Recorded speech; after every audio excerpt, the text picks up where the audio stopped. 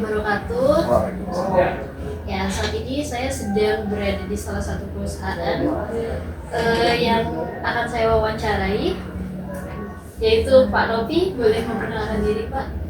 Baik, nama saya Novi Setia Nugiat dan ini merupakan founder dan owner dari PT Inovindo Digital Media.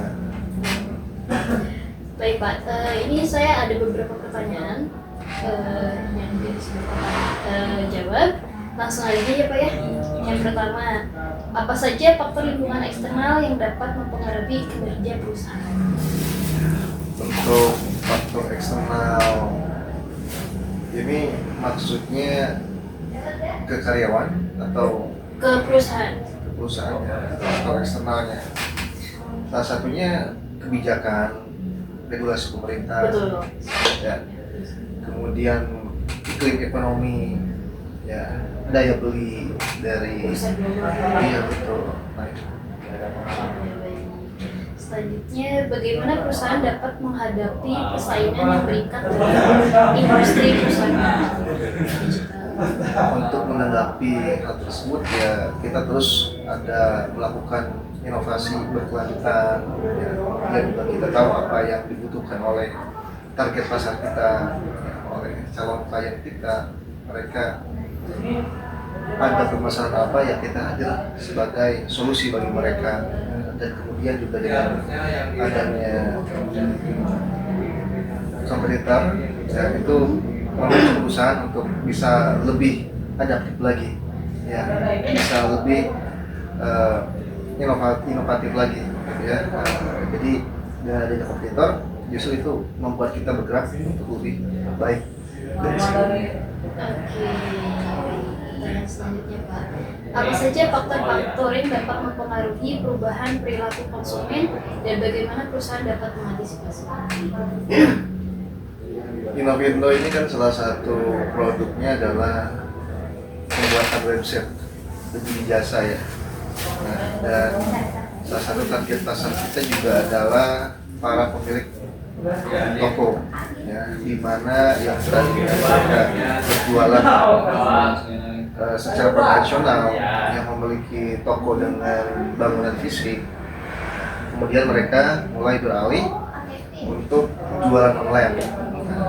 Jadi sebelum ke perubahan perilaku konsumennya Inovindo, mereka sendiri dulu yang harus dipaksa ya berubah, karena perubahan perilaku konsumen mereka yang tadinya orang belanja itu datang ke toko fisik, yang mereka akhirnya dengan hanya lewat handphone ya, tinggal klik langsung transaksi bisa di situ. Nah, dan itulah yang akan akhirnya berdampak juga untuk perusahaan Inovindo ya. Jadi ketika end user ini mereka sudah mulai suka sesuatu yang instan, yang praktis, kemudian pembayaran juga yang tidak harus datang ke bank ya.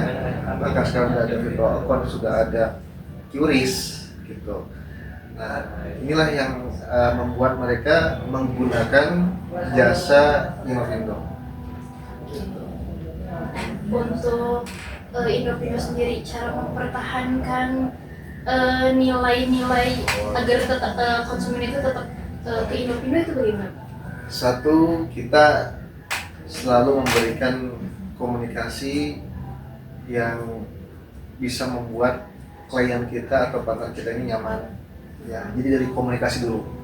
Ya, ketika komunikasi mereka sudah nyaman, segala hal yang mereka ada kendala di dalamnya itu secara terbuka disampaikan ke kita. Jadi tidak ada lagi komunikasi yang kaku, sehingga kita dari perusahaan itu bisa lebih paham ya apa yang menjadi masalah mereka ya, dan kemudian kita hadir untuk memberikan solusi ya. Nah, dan solusi ini kan kita tidak instan juga ada di Inovindo ya, maka dari permasalahan-permasalahan yang ada kita membuat suatu upgrading skill dari karyawan kita, upgrade kemampuan teknologinya secara teknis ya, ataupun inovasi-inovasi yang lainnya. Oke, Oke, baik. Kesimpulannya Pak, untuk supaya Indopindo itu tetap bisa bersaing di era global itu ya benar. Kita terus menjaga kemauan besar kita dan berupaya ya agar kita memiliki kemampuan untuk terus bersaing ya dengan kemajuan teknologi yang tidak bisa dibendung. Ya, jadi kita ketika ada kemajuan teknologi, ya ada teknologi yang baru, ya kita ikutin. Ya, jadi kita tidak bisa berhenti, makanya terus berinovasi, ya, agar kita bisa sustainable. Sarannya nih Pak untuk para startup yang baru mulai apa nih Pak? Biar bisa sesukses Indopindo ya. Ya, kita juga masih berproses ya. Nah, karena rasanya kalau dibilang hari ini sukses, ya oke lah dari sebuah proses sebelumnya, gitu ya. Dan kedepannya pun kita masih terus akan berusaha lebih baik menjadi versi terbaik dari sebelumnya. Dan untuk teman-teman startup ya ataupun yang baru mulai usaha, ya, yang terpenting itu adalah adanya keberanian untuk memulai. Ya, jangan terlalu banyak wacana ya, karena akhirnya ketika terlalu banyak wacana ya semuanya hanya tertuang di bisnis plan, belum mulai akhirnya sudah rugi duluan ya, karena terlalu banyak hitung-hitungan.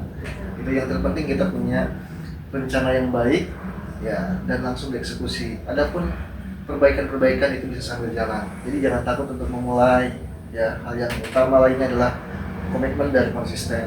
Jadi teman-teman punya komitmen dulu dan konsisten untuk menjalankan komitmen tersebut.